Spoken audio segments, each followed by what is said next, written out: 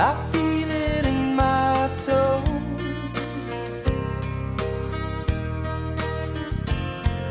Love is all around me. Morning, good afternoon, good evening. My name is Richard Clark. I'm a hypnotherapist and I've been a holistic therapist for 14 years. I'm currently carrying on my Throwback Thursday series, and this is about films, and we're going to talk about romantic films again. And this film is an English film called 4 Weddings and a Funeral. It's from 1994. It was directed by mikenewell and it was written by the screenwriter Richard Curtis, and its main star was Hugh Grant. Now, within this actual story follows the adventures of Charles, Hugh Grant's character, and his circle of friends through a number of social occasions when they each encounter romance.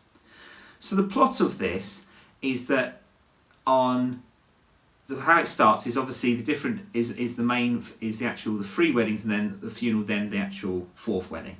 So the first wedding is in 1993 and it's of Angus and Laura in Somerset, the unmarried best man Charles, his flatmate Scarlett and his friend Fiona and her brother Tom, Gareth and his partner Matthew, and Charles's deaf brother David enjoy the festivities. Do you have the ring?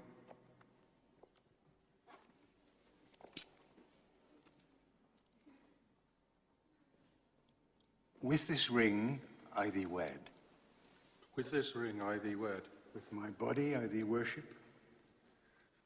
With my body I thee worship. And with all my worldly goods I do thee endow.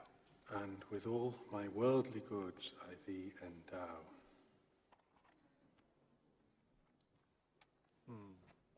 Reception, Charles is attracted to Carrie, a young American who's been working in England. This is Andiemacdowell's character. They spend the night together. In the morning, Carrie, who's returning to the US, laments that they may have missed a great opportunity. 3 months later, at the London wedding of Bernard and Lydia, who become an item at the previous wedding, Charles is excited to run into Carrie, who has returned to the UK. He is quickly disappointed after meeting Hamish, Carrie's much older Scottish fiancé. During the reception, Charles experienced further humiliations from several ex-girlfriends, including the distraught Henrietta, who claims Charles is a serial monogamist. And the serial monogamist is someone who fears commitment. He retreats to an empty hotel room where he sees Carrie and Hamish depart by taxi. Charles becomes trapped in the room when the newlyweds stumbles in to have sex. Carrie returns to the reception and she and Charles spend another night together. A month later, Charles receives an invitation to Carrie's wedding. While shopping for a gift, he runs into her. While Charles helps Carrie looking for a wedding dress, she recounts her 33 sexual partners.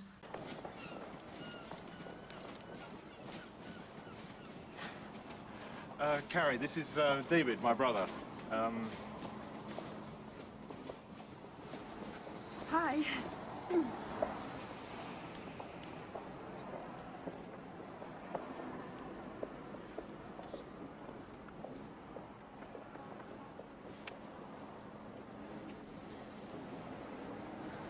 was just telling him about you marrying Hamish, and he said it couldn't have happened to a nicer fellow, so that's nice.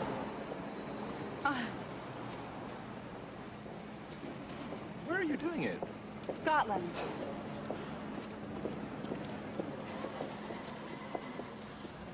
He says that's a beautiful place. Uh-huh. Hilly. You should come to the wedding, too.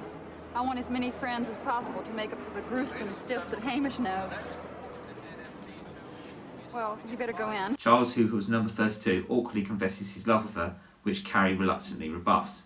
And at that time, he's also talking to David, his deaf brother, and he's actually doing sign language, which is quite funny. Again, it's very much, there's a lot of comedy within this as well. The comedy is as strong as the romance. And it is cheesy, but it's fun. It's a great film to enjoy and relax to, and good escapism. Anyway, a month later, Charles and his friends attends Carrie and Hamish wedding in Perthshire. The garious Gareth instructs the group to seek potential mates.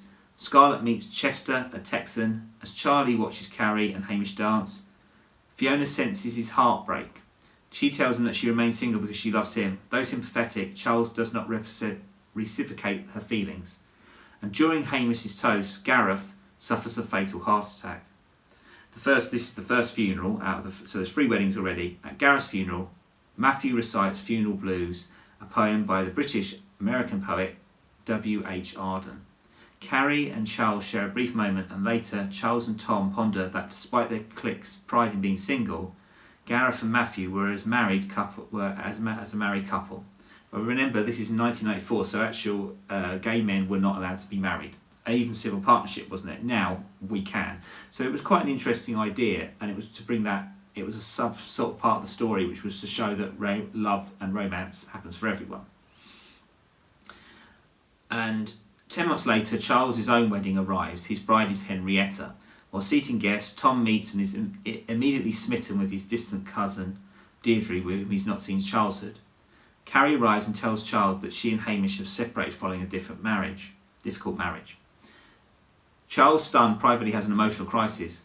After David and Matthew console him, he resolves to proceed with the wedding. During the ceremony, the vicar asks if anyone present has any reason why the couple should not marry. David interrupts and uses sign language, says the groom has doubts and loves someone else.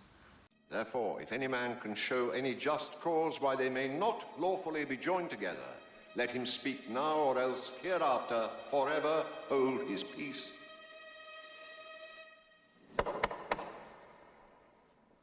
I'm sorry, does someone have something to say?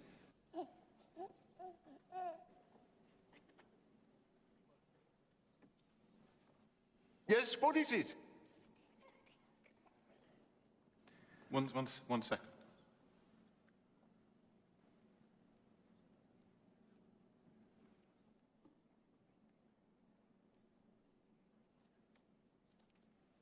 What's going on, Charles? Just what? He wants me to translate what he's saying. What is he saying? He says, I suspect the groom is having doubts. I suspect the groom would like to delay. I suspect the groom.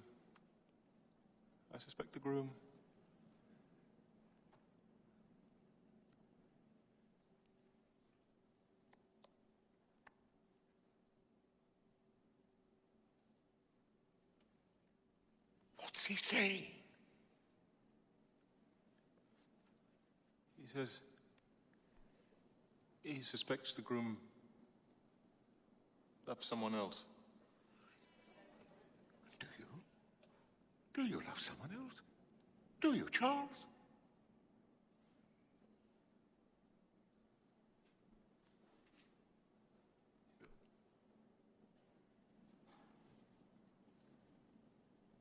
I do.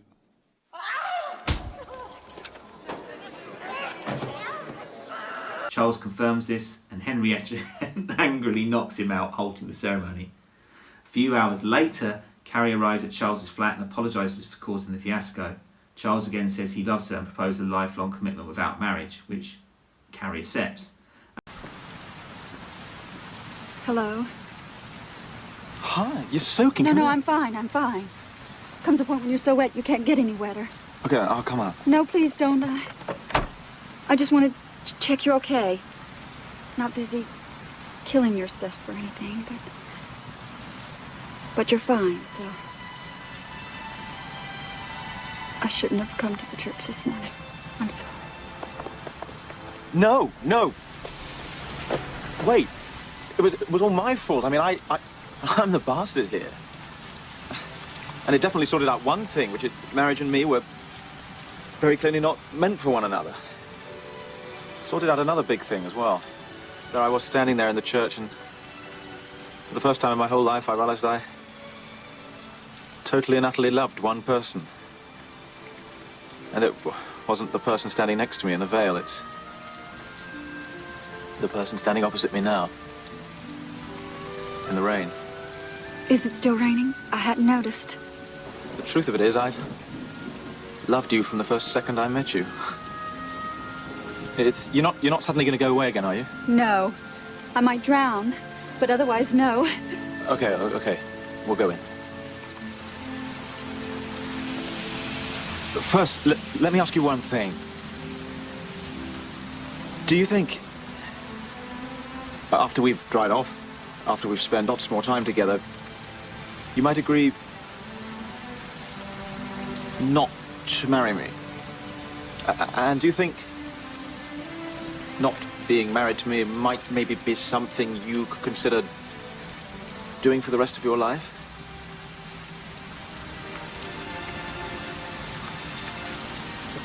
Do you? I do.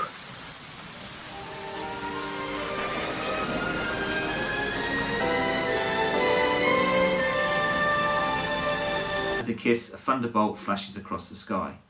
In the ending photo montage, we see all the different people marrying different people.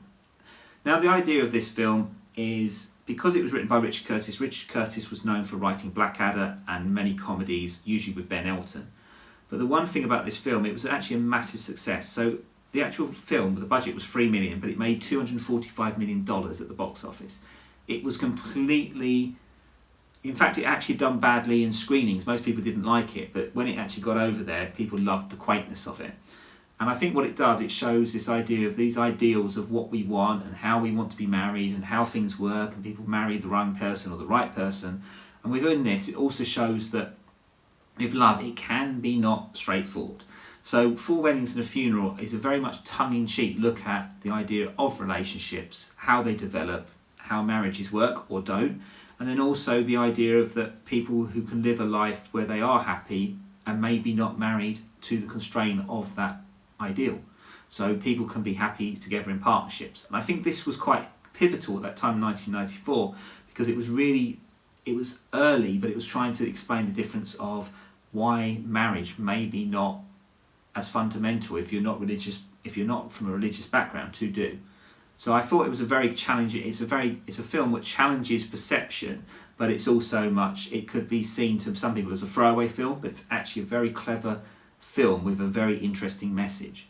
So for, again, another film like Don Juan DeMarco or As Good as It Gets, I think when romantic comedies are put together and they're done really well and they have a good message, that's the strength of the characters. And I think romantic comedies don't usually do very well at Oscars and stuff, but some of the characters and some of the stories are very realistic, and they should be respected. So Four Weddings and a Funeral, great British film, I think very funny and very tongue-in-cheek, and it's worth watching. And actually you can see why Hugh Grant was so successful at the time.